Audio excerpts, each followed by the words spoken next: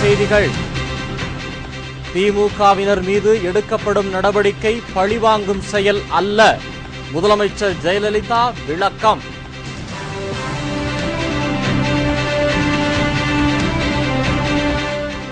பழிவாங்கும் நடவடிக்கைக்கு காவல்துறை துணை போகிறது. கருணாநிதி குற்றச்சாட்டு.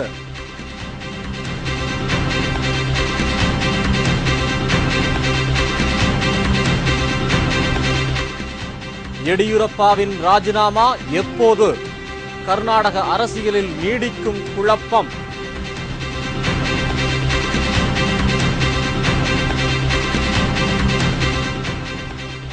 தெலுங்கானா போராட்டத்தில் பங்கேற்காத அரசு ஊழியர்கள் கல்வீசி தாக்கப்படுவார்கள்.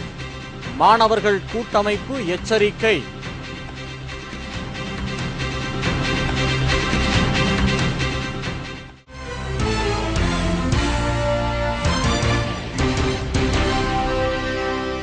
வணக்கம். விரிவான செய்திகள். திமுகவினர் மீது எடுக்கப்படும் நடவடிக்கை பழிவாங்கும் செயல் அல்ல என்று முதலமைச்சர் செல்வி ஜெயலலிதா விளக்கம் கொடுத்துள்ளார். தமிழ்நாட்டில் அதிமுக ஆட்சி பொறுப்பேற்ற பின்னர் அந்த கட்சியின் முதல் செயற்குழு கூட்டம் சென்னையில் இன்று நடைபெற்றது. முதலமைச்சர் செல்வி ஜெயலலிதா முன்னிலையில் நடைபெற்ற இந்த கூட்டத்தில் பல்வேறு தீர்மானங்கள் நிறைவேற்றப்பட்டன.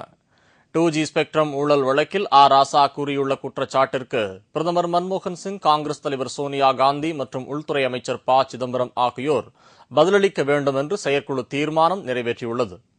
மேலும் தமிழ்நாட்டின் மின் பற்றாக்குறையை சமாளிக்க மத்திய தொகுப்பிலிருந்து கூடுதல் மின்சாரம் வழங்க வேண்டும் என்றும், முல்லை பெரியாறில் புதிய அணை கட்டும் கேரள அரசின் திட்டத்தை மத்திய அரசு தடுத்து நிறுத்த வேண்டும் என்றும் தீர்மானங்கள் நிறைவேற்றப்பட்டன.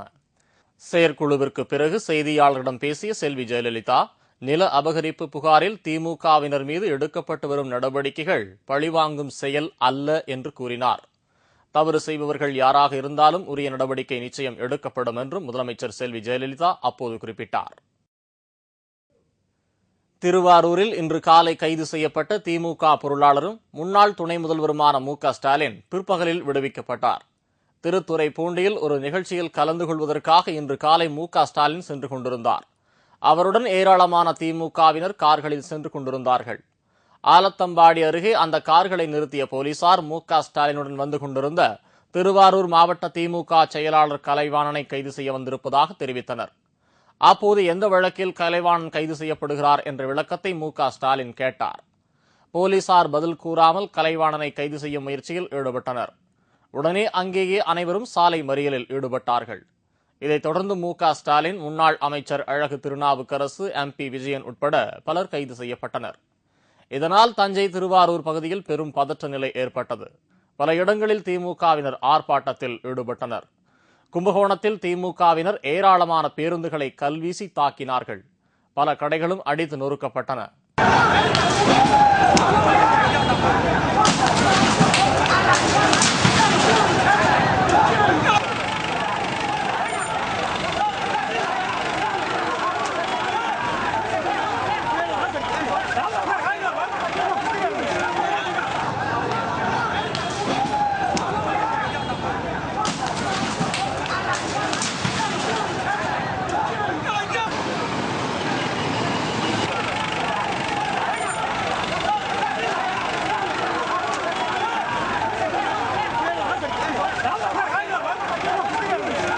பின்னர் பிற்பகலில் மு.க. ஸ்டாலின் விடுவிக்கப்பட்டார். ஸ்டாலினை தாங்கள் கைது செய்யவில்லை என்றும், போக்குவரத்துக்கு இடையூறு செய்ததால் தான் அந்த இடத்தை விட்டு அப்புறப்படுத்தியதாக போலீசார் தெரிவித்தனர். இதனிடையே இன்று காலை சேலத்தில் முன்னாள் அமைச்சர் வீரபாண்டி ஆறுமுகமும் மற்றொரு வழக்கில் கைது செய்யப்பட்டார். ஏற்கனவே நில அபகரிப்பு வழக்கில் கைது செய்யப்பட்டு ஜாமீன் பெற்ற வீரபாண்டி ஆறுமுகம் சேலம் டவுன் போலீஸ் நிலையத்தில் கையெழுத்திட இன்று காலை வந்தார். அப்போது பாலமோகன் ராஜ் என்பவர் கொடுத்த நில அபகரிப்பு புகாரில் வீரபாண்டி ஆறுமுகத்தை போலீசார் மீண்டும் கைது செய்து கோவை சிறையில் அடைத்தனர். இதைத் தொடர்ந்து சேலம் மாவட்டத்தில் பல இடங்களில் கலவரம் வெடித்தது. திமுகவினர் பேருந்துகளை தாக்கினார்கள். 2 பேரை கல்லெடுத்து வீசிட்டு போயிட்டாங்க. இதில் லேடிஸ் 2 பேர் காயம் அடைஞ்சிருக்கிறாங்க. மற்றபடி சின்ன சின்ன கீரல் ஏற்படுறது கையெல்லாம் கண்ணாடி பட்டதுனால. இது வீரபாண்டியர் கைது பண்ணதுனால இந்த மாதிரி பண்ணதா தெரியுது சார். பேருந்து கண்ணாடி உடைந்து ஒரு பெண்ணின் கண்ணில் காயம் ஏற்பட்டது. அங்கு போலீசார் குவிக்கப்பட்டனர். காலையில் வீரபாண்டியாரை அரெஸ்ட் பண்ணிட்டாங்க. அரெஸ்ட் பண்ணவும் இங்கே ஒரு ஏகப்பட்ட கலவரம் பண்ணிகிட்டு இருக்காங்க. பஸ்ஸு கண்ணாடியெல்லாம் உடைச்சிட்டாங்க. போகிற வரவங்க எல்லாத்தையும் ராவடி பண்ணுறாங்க. ஒரு அம்மாவுக்கு வந்து கண்ணாடி பட்டு இப்போ ஆஸ்பத்திரிக்கு கூட்டு போயிருக்கு. போகிற வர எல்லாம் ரொம்ப இவ்வளோதான், ராவடினே இல்லை. அவர் அரெஸ்ட் பண்ணதுலேருந்து காலையிலேருந்து ஒரே கலவரமாக இருக்குது. இதேபோல் திமுக சட்டமன்ற உறுப்பினர் ஜே அன்பழகன் சென்னையில் இன்று அதிகாலை கைது செய்யப்பட்டார். உடுமலைப்பேட்டையை சேர்ந்த சீனிவாசன் என்பவர் கொடுத்த புகாரின் அடிப்படையில் அவர் கைது செய்யப்பட்டுள்ளதாக போலீசார் தெரிவித்துள்ளனர். தமிழ்நாடு முழுவதும் வருகிற 1ஆம் தேதி திட்டமிட்டபடி திமுக அறப்போராட்டம் நடைபெறும் என்று கருணாநிதி தெரிவித்துள்ளார்.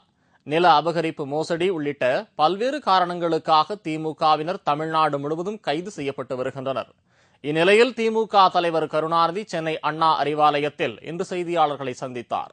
அப்போது அவர் திமுக ஆட்சி காலத்தில் போராட்டம் நடத்துபவர்களை காலையில் கைது செய்து மாலையில் விட்டுவிடுவது வழக்கம் என்றும், அதிமுக ஆட்சியில் பழிவாங்கும் நடவடிக்கையாக தொடர்ந்து திமுகவினர் கைது செய்யப்பட்டு வருகின்றனர் என்றும் தெரிவித்தார். இப்பொழுது ஜெயலலிதா ஆட்சியில் அம்மையார் பழிவாங்கும் நடவடிக்கைகளும் அதற்கு மேலும் மேலும் பழிவாங்கணும் நினைச்சாங்கன்னா பழிவாங்க. காவல்துறையினரின் அத்துமீறலை கண்டித்தும், பொய் வழக்குகள் போடுவதை கண்டித்தும் வருகிற 1ஆம் தேதி திட்டமிட்டபடி அறப்போராட்டம் நடைபெறும் என்றும் கருணாநிதி கூறினார். கர்நாடக முதல்வர் பதவியிலிருந்து எடியூரப்பா நாளை பிற்பகல் விலகப் போவதாக தெரிவித்துள்ளார். இருப்பினும் ராஜினாமா குறித்து முன்னுக்கு பின் முரணான தகவல் வெளியாகி வருவதால் கர்நாடக அரசியலில் குழப்பம் நீடித்து வருகிறது.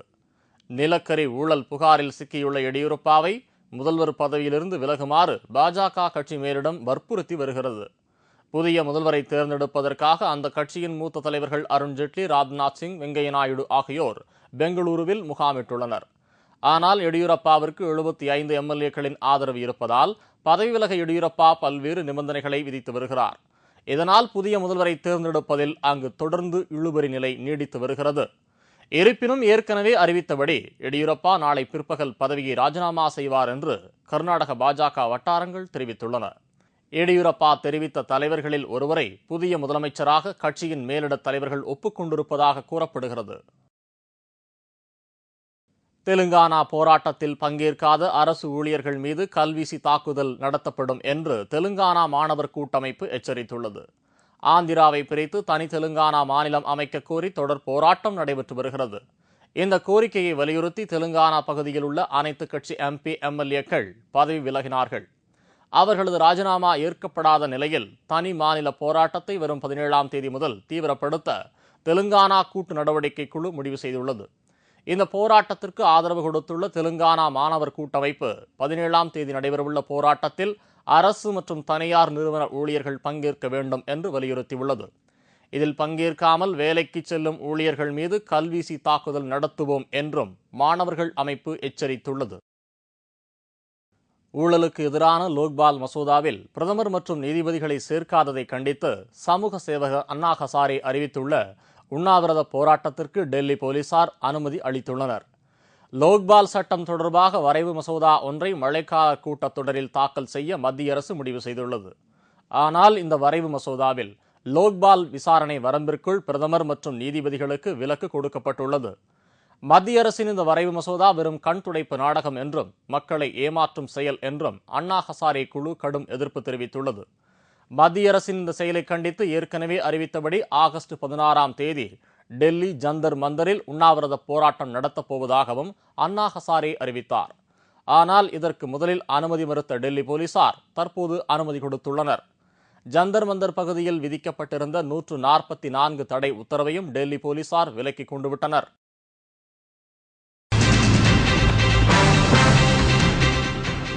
கன்னியாகுமரி அருகே தனியார் மணல் குவாரிக்கு அதிகாரிகள் சீல் வைப்பு, லாரிகள் வேலை நிறுத்தம்.